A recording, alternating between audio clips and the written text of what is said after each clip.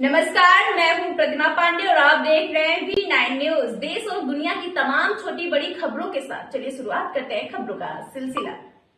रामनगरी अयोध्या में मुख्यमंत्री योगी आदित्यनाथ आज दौरे पर हैं। उन्होंने रामलला और हनुमानगढ़ी जाकर दर्शन किए। इसके बाद हनुमान कुंड रविदास मंदिर भी पहुंचे। यहां संत रविदास और भगवान बुद्ध के साथ अंबेडकर की प्रतिमा पर पुष्प अर्पित किए। इस मौके पर मंदिर के महंत बनवारी दास ने स्मृति चिन्ह देकर सीएम का स्वागत किया। सीएम योगी ने 1 करोड़ 15 लाख की लागत से निर्मित सत्संग भवन को जनता को समर्पित किया। 37 जातीय मंदिरों के श्री महंतों से भी मुलाकात की। इस मौके पर सीएम योगी ने अपने उद्बोधन में कहा, मध्यकालीन परंपरा के संत रविदास जी महाराज थे। मध्यकाल में विदेश आक्रांताओं के भय में था, सनातन खतरे में था। उस समय संत रविदास ने चेतना का जागरूक करने का कार्य किया, आडंबर रूढ़िवाद के खिलाफ समाज को जागरूक किया। पीएम नरेंद्र मोदी के विकसित भारत का मतलब कोई जाति भेद नहीं हो, सुरक्षा का माहौल हो।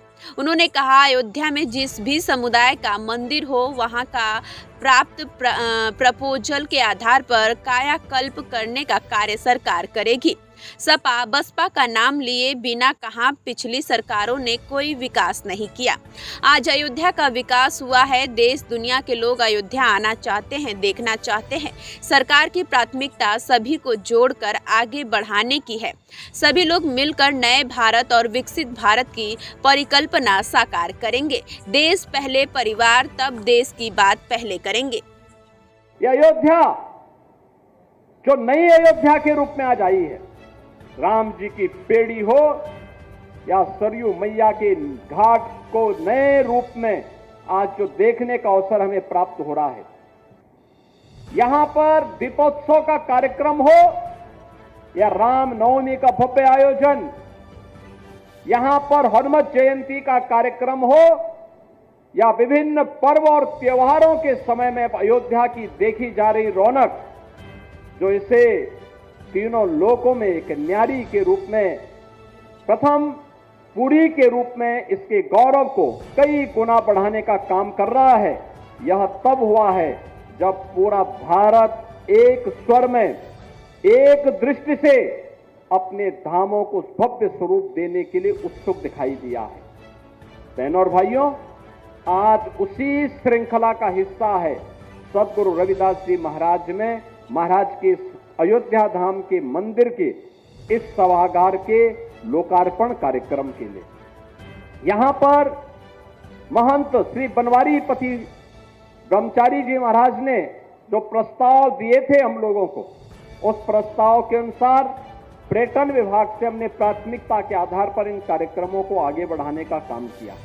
और हम लोगों ने यह भी कह रखा है, यहां जितने भी ऐसे मंदिर होंगे, चाहे वह रजक समाज से जुड़ा हुआ हो, पासी समाज से जुड़ा हुआ हो, या वाल्मीकि समुदाय से जुड़ा हुआ हो, या जिस भी समुदाय का कोई देव मंदिर यहां पर बने हैं, इन सब ने एक नई प्रेरणा दी है। इन संतों ने प्रेरणा दी है। वही प्रेरणा थी जिस प्रेरणा ने अयोध्या के इंटरनेशनल एयरपोर्ट का नामकरण महर्षि वाल्मीकि के नाम पर करने के लिए हमें प्रेरित किया। याद करिए, पहला एयरपोर्ट है जो महर्षि वाल्मीकि जी के नाम पर है, और अभी इंटरनेशनल। आज से 8 वर्ष पहले कोई कल्पना करता था कि अयोध्या देश के अंदर एयर कनेक्टिविटी के साथ जुड़ेगा, वायु सेवा के साथ जुड़ेगा? एक कल्पना थी। हजारों वर्ष पहले भगवान राम पुष्पक विमान से आए होंगे, लेकिन हजारों वर्षों में, अन्य दिनों में छोड़ दीजिए, कम से कम आजादी के बाद 75 वर्ष तो आपको प्राप्त हुए थे ना। देश के अंदर अनेक सरकारें बनी होंगी। इन सरकारों ने क्या किया था? नहीं किया। उनके पास फुर्सत नहीं थी, और जब फुर्सत नहीं थी इसलिए विकास नहीं करा पाए। अयोध्या में बिजली नहीं मिलती थी, पर्व और त्योहारों में सफाई नहीं होती थी, सुरक्षा की कोई व्यवस्था नहीं होती थी। एयर कनेक्टिविटी की बात तो दूर, रेलवे की भी सिंगल लाइन थी और ट्रेन कभी एक ट्रेन आती थी। बस की कनेक्टिविटी बहुत कम थी।